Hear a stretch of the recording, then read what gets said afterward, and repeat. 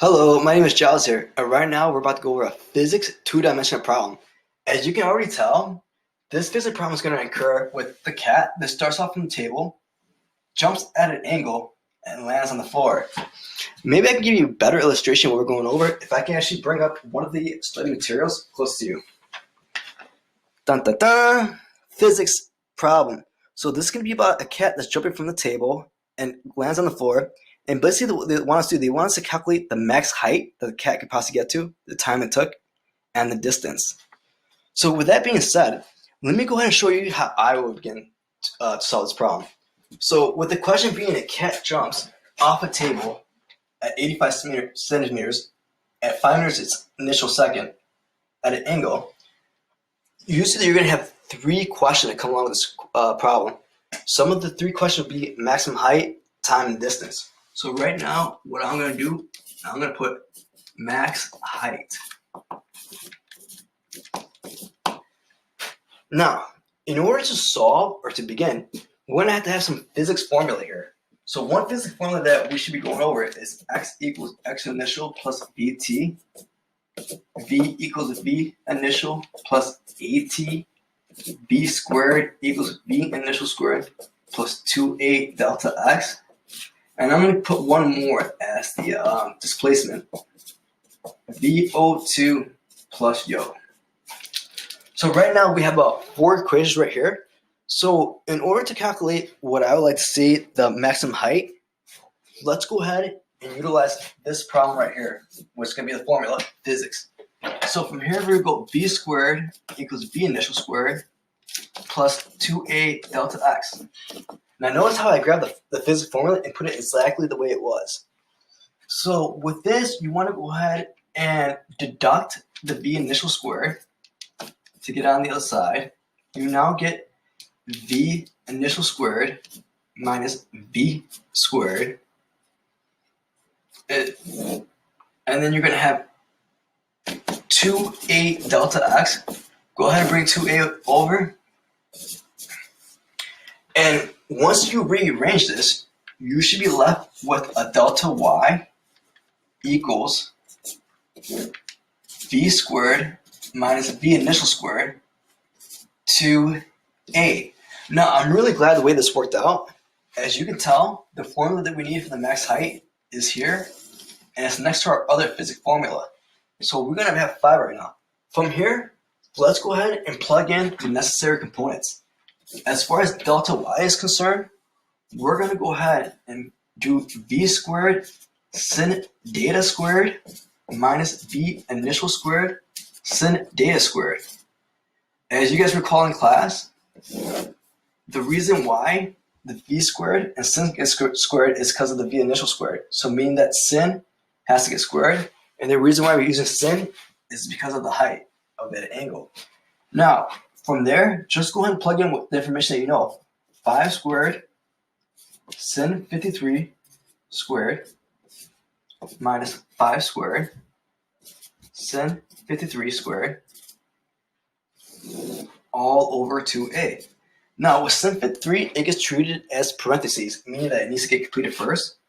So with this right here, because I know with the v velocity initial is going to be at 5 meters, we think the final velocity is going to be 0 squared. So 0 squared multiplied by sin 53 is going to come out to be 0 minus 5 squared is 25. Sin 53 is 0.798. However, it still needs to get squared. And once it gets squared, it becomes a different number. 2a is 2g, which in reality, you're going to have, and if I can just continue going, 0 minus 25.638, because the exponent sin 53 had to be squared, 2g, and you guys know the formula for gravity is going to be 9.81. And don't forget, gravity is going down, so it's not a positive number. Now from there, keep going as the rules apply accordingly. 0 minus, this should be at 15.92, and this should be at a total of 19.62. Now, a lot of people get confused. The only way to move it in physics whenever you have a 0, is to get rid of it. I've seen several different ways. You can go ahead and enter this in a calculator. 0 subtract 15 will give you negative 15.92. You can do the old-fashioned rule. Turn this into a plus sign, turn this into a negative. That will get you negative 15.92. Or what you can just do is just literally take the 0 away, and you will see you left with the minus number, 15.92. And then you see you have 2g at the bottom, which is going to be 19.62. And now remember that this is going to be a negative number, and this could be a negative number, which in return gives you a positive number, 0.81. Now, as the formula for that one goes, h1 plus h equals hmax. So 0.81 plus the original height problem, 0.85, would actually give you 1.66. If you really want to, you can go ahead and round that up, and you will get the answer, 1.7 meter. Now, that's going to be it for the maximum height. We're left with the answer at b squared. Now, for the quadratic formula, if I can bring you guys' attention over here, quadratic formula, you're going to be using this physics kinetic formula, and this becomes the a squared, this becomes the b squared, and this becomes the c squared. Now, another formula you need to know for the quadratic formula is the actual, and I'm going to go ahead and do it my way, negative b plus or minus square root b squared minus 4ac all over 2a. From there, go ahead and begin exchanging the values that you know. For the a squared, it's going to come in this, so it's going to be half g. For the b squared, it's going to go in this part, and for the o, it's going to be this part. So let's go ahead and start solving. And remember, this is at an angle. So basically, we're going to, a squared is going to be half g, b squared is going to be v initial sin data, and c squared is actually going to be the h, which is the height, and which we know is going to be at 0.85.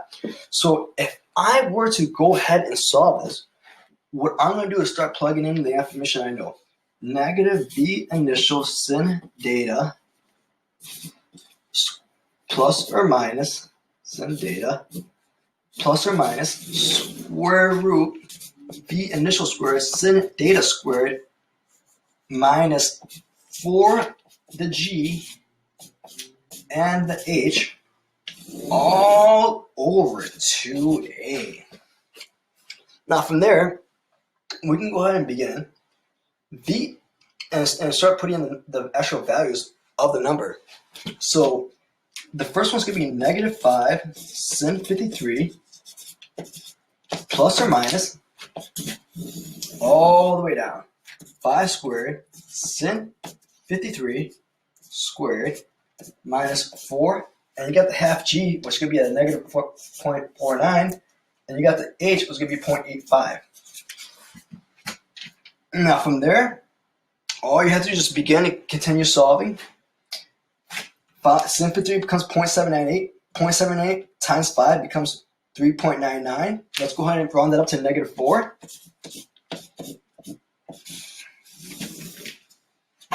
Five squared becomes 25. Sin 53 becomes 0.798. Remember to square 0.798. When we square that, it becomes 0.638.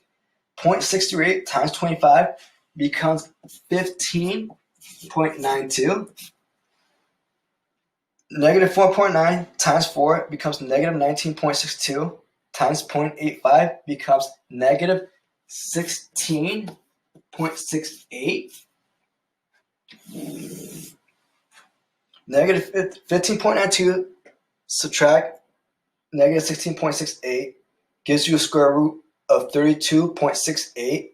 The square root of 32.68 is going to be at 5.7. You got negative 4, and then you have plus or minus. Then you're going to have 2g, which is going to be the 2a, which is going to be 2 half of g, because that's what goes into the formula a. And then you're going to be left with, right here, a negative 9.81.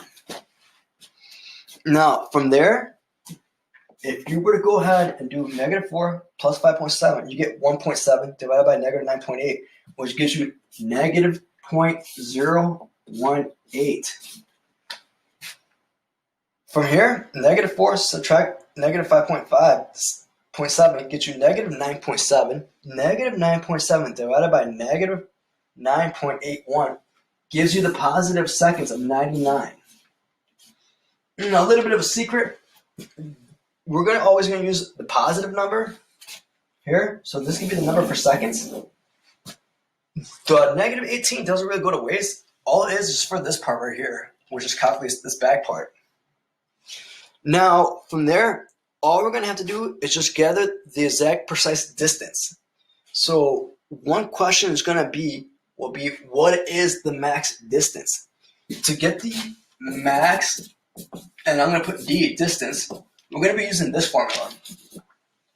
X equals x initial plus vt. The x initial is actually 0. It's at an angle, so it's actually going to be 5 cos 53 multiplied by time. 0 plus is going to take the 0 away, so then we get in return cos 53 is actually going to be 0.60 multiplied by 5 will actually get you 3.0. 3.0 multiplied by time will actually give you the answer of 2.97 meters in distance. So here I got one answer, I got the second answer, and I got the third answer. So by going over this physics problem, we were able to gather the maximum height it took, the quadratic formula to grab the time, and we also were able to get the distance precisely. So this is how you do a physics 2-dimensional problem. My name is Giles. Please let me know if you have any questions at all, and I hope this really worked out, where you guys got a chance to learn about physics from a 2-dimensional problem, and you guys have more information on the field of general physics. Thank you.